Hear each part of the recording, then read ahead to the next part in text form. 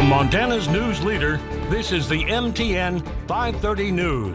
Well, things are getting more wild out at Zoo Montana. Tonight we meet the newest Wolfpack member and find out why he's such an important addition.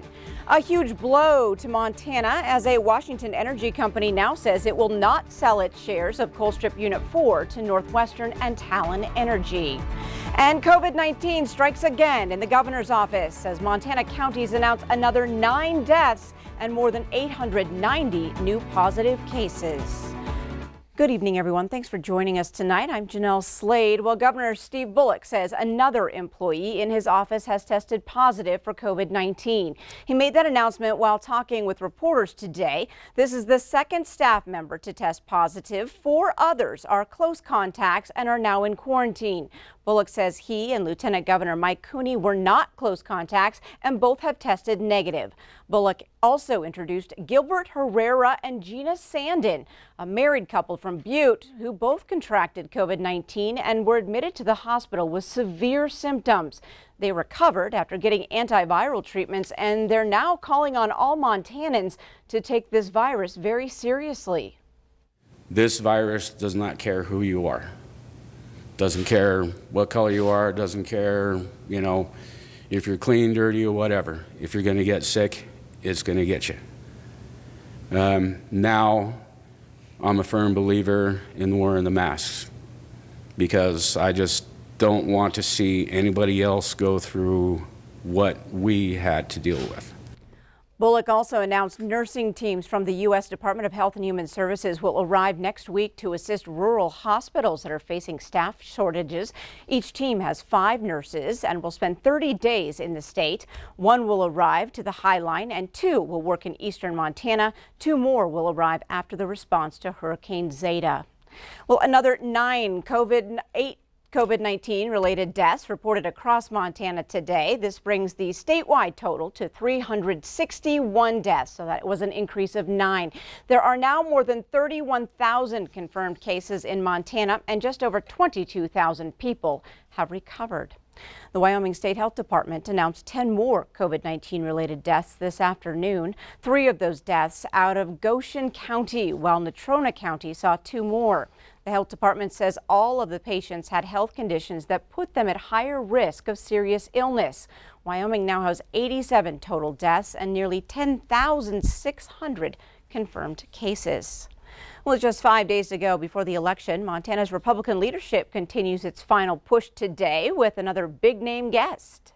Welcome to the great state of Montana, my great friend, Ted Cruz. Texas Senator Ted Cruz joined Senator Steve Daines, Representative Greg Gianforte, and other GOP nominees at a Daines campaign event this morning at the Billings Hotel and Convention Center. Now, Cruz is the latest high-profile Republican to come to Montana this week. Florida Senator Marco Rubio highlined a rally in Great Falls on Tuesday, while Donald Trump Jr. is expected in Kalispell this weekend. Now, their presence shows just how much the GOP believes is at stake in this Treasure State Senate race. Montana is critical. It is a battleground for the whole country. This Senate race, Steve Daines' Senate race, could easily decide control of the United States Senate. And our country is in a battle fundamentally for the direction we're going. How Montana votes and how this election turns out in Montana will decide the future of the United States Senate, which will decide the future of the United States Supreme Court. That's why it's so important.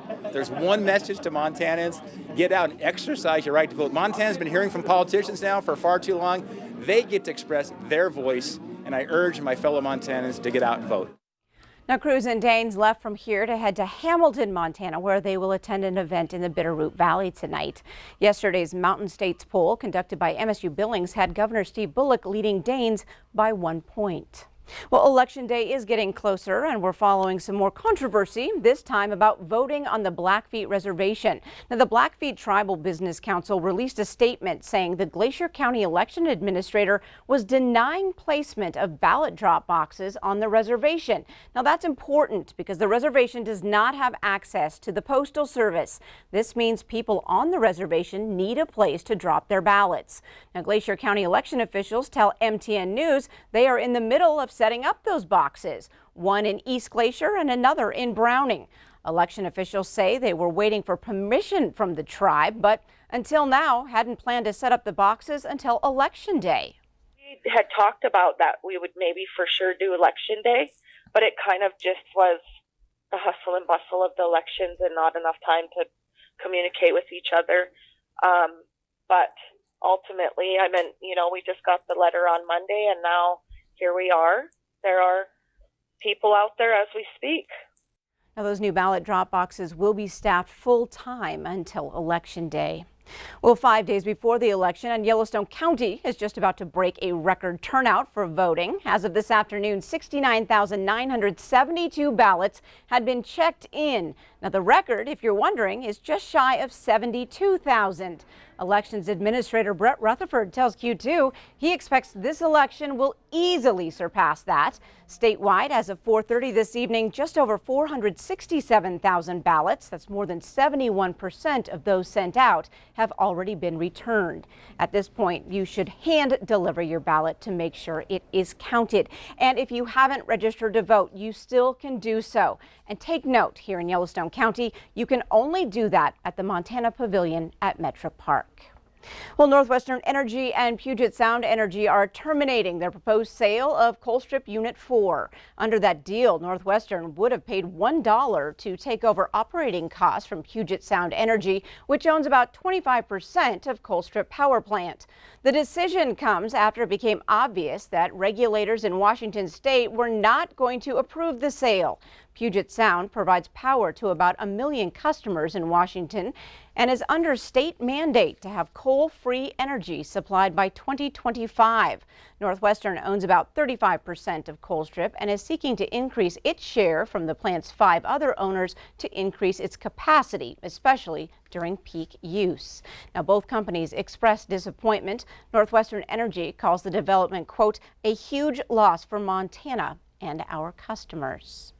Well, in the first few months after the pandemic, after it hit Billings, businesses were forced to close their doors and the unemployment rate shot up. But how is the job market looking now in the Magic City? Q2's Shaquille Cozart finds out. With many industries still feeling the effects of the COVID-19 pandemic and people in Billings working less or struggling to find a job, some people may be wondering what are the best job opportunities at this time. Well, one local business owner says the opportunities are out there, but you have to be flexible. I mean, you may not be able to go back to the same kind of work that you were doing before and possibly not at the same pay, but to be flexible within what you want to do and what's available. There are hundreds of jobs available within the Billings, Montana, Yellowstone County market. Manning says that around the country, IT jobs are increasing in employment due to their ability to be done fully remote. He also says that warehouse jobs in Billings are remaining steady due to the fact that deliveries have been pushed back as a result of the pandemic. He also mentions construction and other skilled laborer hands-on positions are still remaining steady at this time. So what does this tell us about the unemployment rate now in Billings as the months have gone on since the pandemic has started? As of August to September, unemployment rate here in Montana has gone from 5.8% down to 5.3%. According to the Bureau of Labor Statistics website, the unemployment rate back in April was at 11.9%. Wong says that while the unemployment rate has gone down since then, we still can't say for sure if things will stay this way due to the nature of the pandemic.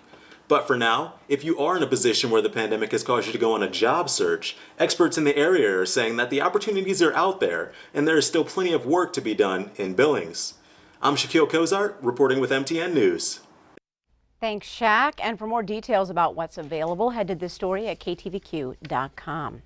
Up next on tonight's MTN 5:30 News on Q2, with the early voting boom, find out how youth voters are playing a bigger role in this year's 2020 election. Stay with us. And coming up in the weather, we have turned the corner and now we're starting to head back to autumn. We'll kind of break it all open for you in a few more minutes.